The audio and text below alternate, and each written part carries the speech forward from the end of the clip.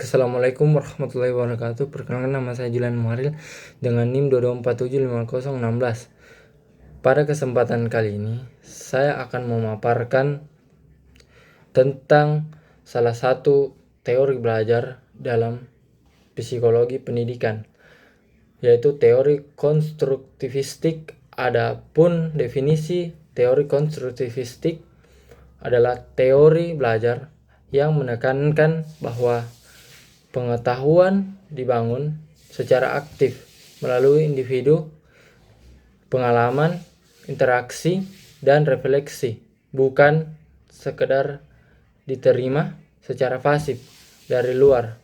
Sederhananya, teori konstruktivistik menitik beratkan keaktifan dalam membangun pengetahuan secara mandiri dengan guru sebagai fasilitatornya. Untuk teori kali ini saya hanya akan membahas 3 poin saja. Yang pertama, tokoh-tokohnya, yang kedua, prinsip utama, dan pengaplikasian teori konstruktivistik. Ada beberapa tokoh konstruktivistik, tapi yang saya cantumkan hanya 3. Yang pertama itu Jean Piaget, yang juga dikenal sebagai pelopor utama konstruktivistik modern. Piaget menekankan bahwa pengetahuan dibangun oleh individu melalui proses aktif dan perkembangan kognitif yang terjadi secara bertahap berdasarkan interaksi dengan lingkungan. Kemudian, tokoh yang kedua adalah John Dewey. Ia mengembangkan gagasan bahwa pendidikan adalah proses sosial yang mengaitkan pengalaman baru, menekankan pembelajaran aktif dan bermakna. Tokoh terakhir adalah Lev Vygotsky, yang menekankan peran interaksi sosial dalam pembelajaran dan perkembangan kognitif melalui konsep Zone of Proximal Development atau ZPD, yaitu zona di mana siswa dapat belajar optimal dengan bantuan dari orang lain, guru, teman sebaya. Poin kedua, yakni prinsip utama dari teori konstruktivistik, yang terbagi menjadi 5 poin.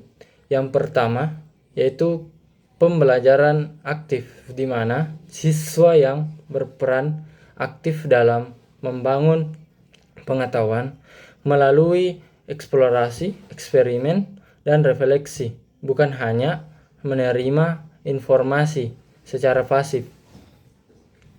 Prinsip yang kedua adalah pemahaman mendalam. Siswa didorong untuk mengaitkan konsep dan menerapkan dalam konteks berbeda. Hal ini dikarenakan tujuan pembelajaran adalah membangun pemahaman konseptual yang mendalam, bukan sekedar menghafal fakta. Prinsip selanjutnya adalah refleksi dan metakognisi pembelajaran, melibatkan refleksi diri dan kesadaran akan proses berpikir serta strategi belajar yang efektif bagi masing-masing siswa. Kemudian, prinsip keempat adalah kolaborasi sosial.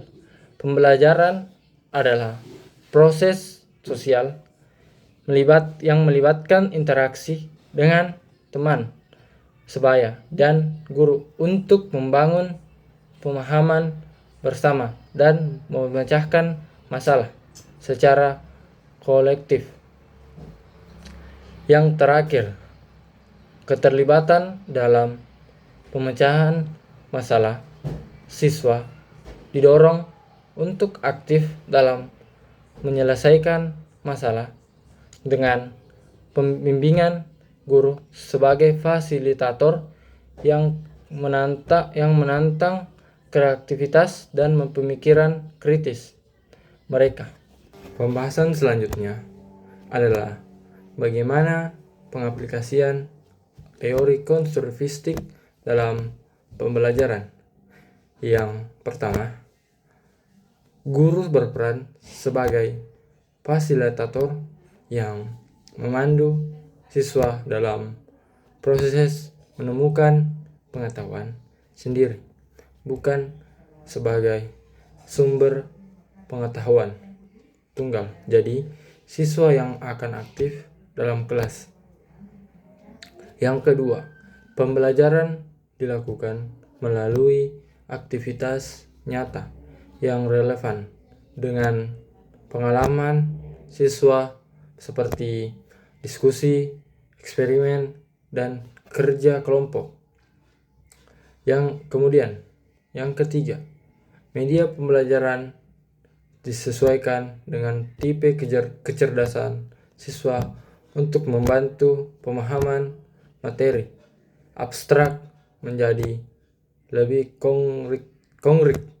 Selanjutnya, penggunaan metode pembelajaran kooperatif dan berbasis masalah untuk memanfaatkan interaksi sosial dan mengembangkan kemampuan berpikir kritis.